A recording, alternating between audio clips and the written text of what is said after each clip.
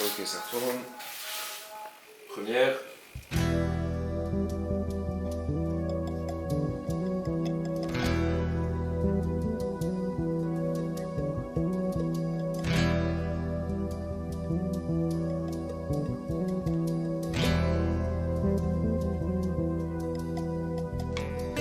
Destra beta mamandri afizy agnamba efa tena lasa tala re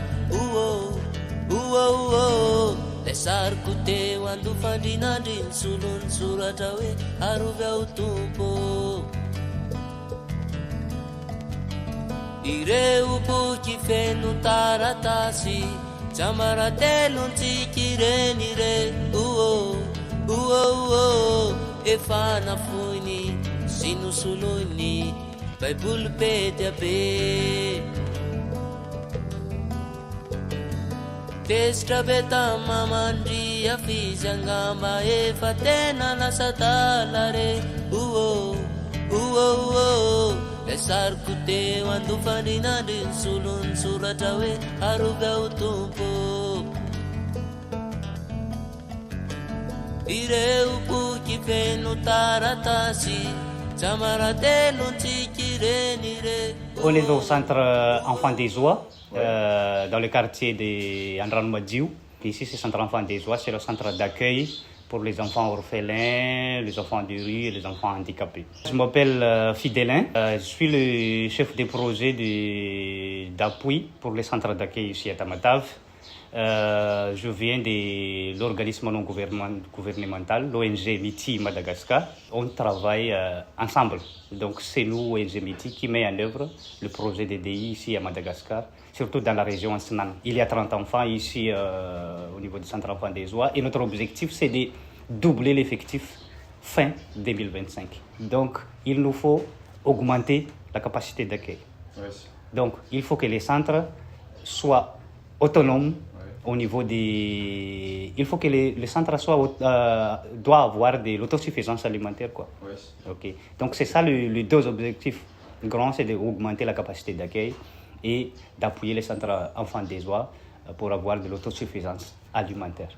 Les 30 enfants supplémentaires, on va l'accueillir ici. Okay. Donc c'est pour ça que dans les activités de projet, donc je vous ai dit tout à l'heure qu'il faut augmenter la capacité d'accueil. Donc c'est pour ça qu'on vient de construire un dortoir de salles. Donc la capacité d'accueil de ces dortoirs, c'est à peu près 28 enfants supplémentaires. Donc actuellement, on est en cours d'équiper ces dortoirs-là. Donc on vient d'acheter 11 lits superposés métalliques d'abord.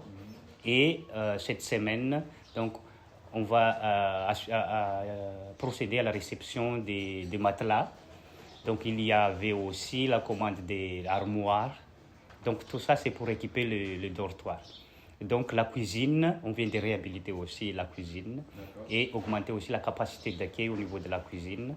Et la semaine prochaine, donc, nous allons compléter les ustensiles de cuisine au niveau de la cuisine. Et on a déjà lancé aussi la commande des tables pliables, parce que vous voyez, c'est ici le réfectoire. Donc, le réfectoire ici, on ne peut pas accueillir des 60 enfants avec cette petite réfectoire. Donc, pour garder plus d'espace, donc, nous avons décidé de construire des tables pliables pour que les enfants puissent s'installer n'importe où quand ils vont manger. Donc, après le repas, donc, on peut arranger toutes les tables dans un autre endroit. Donc, on a essayé de majorer la source de revenus du centre. Donc, c'est pour ça qu'on a créé plusieurs types d'activités génératrices de revenus. Ouais. Donc, c'était prévu dans le document de projet. Il y a avant 4 cyclopus. Nous avons acheté 4 cyclopus. Et quand nous voyons que c'était rentable, donc on vient d'acheter aussi 4 cyclopus supplémentaires. Donc, actuellement, le centre enfant des oies a 8 cyclopus. Et ces 8 cyclopus-là, on loue les cyclopus. Et le versement de conducteurs par jour ici au niveau des centres enfants des oies, c'est 6 000 arrières par jour par cyclopus. Donc, avec le cyclopus, on peut collecter 48 000 arrières par jour. Nous avons aussi mis en place des fermes poules pondeuses et des fermes poulets de chair. On a envisagé aussi de créer des piscicultures. Donc tout ça, c'est pour majorer les sources de revenus du centre. Ouais. Et avec l'argent qu'ils ont gagné, donc ils peuvent acheter des nourritures pour les enfants, ils peuvent acheter des habillements pour les enfants. Donc c'est au niveau de l'hygiène, au niveau des nourritures. Donc c'est pour ça qu'on a créé les plusieurs sources de revenus. Et dans les activités du projet aussi, c'est que chaque année, nous allons acheter des ballots de friperie pour les enfants. Donc, on a déjà acheté une ballot de friperie pour l'année passée, en 2023. Et cette année-ci, on va acheter aussi une autre ballot de friperie pour qu'on puisse habiller les enfants qui vont venir ici au niveau du centre. Avec les volontaires qui vont venir ici au niveau des centres enfants des oies, ça aide beaucoup aussi pour nous de mettre en œuvre le projet. Au niveau des santé des enfants, donc c'est écrit dans le document des projets qu'il y a des suivis médicaux annuels pour les enfants. Donc notre objectif, c'est d'avoir des pérennisations. Tout ce qu'on va mettre en place aujourd'hui, après la fin du projet, donc nous aimerons que ça continue. Et c'est pour ça qu'on a fait le maximum pour avoir plus de sources de revenus. Pour que le centre s'autonomise. Oui, pour qu'ils puissent continuer les activités du projet, même si les bailleurs ne seront plus là. Ok, donc si on peut résumer, quels sont les objectifs pour les enfants d'ici 2025 ?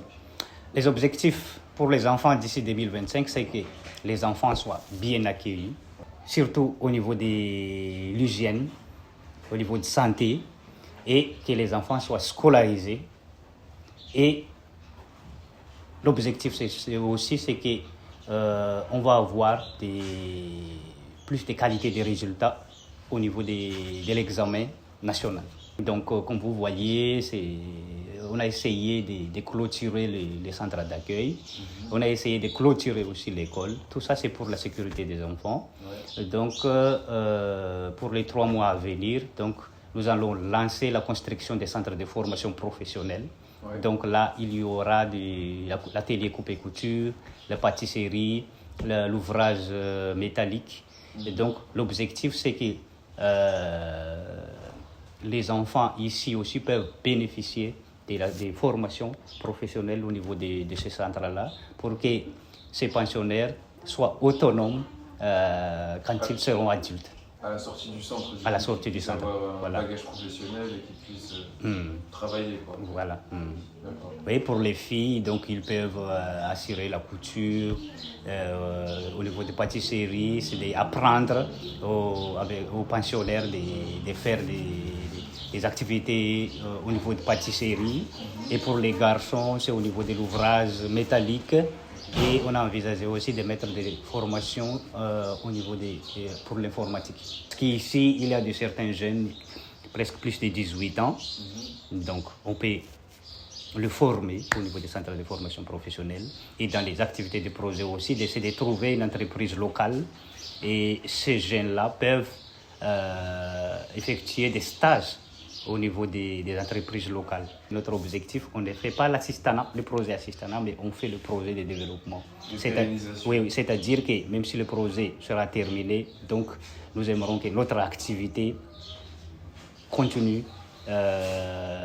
Et d'après la procédure de notre bailleur luxembourgeois, c'est que notre projet soit viable dans 10 ans. Donc merci beaucoup à tous les intervenants qui vont participer au développement de ce centre.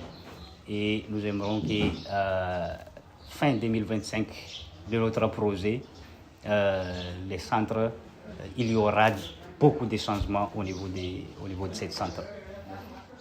Et merci beaucoup.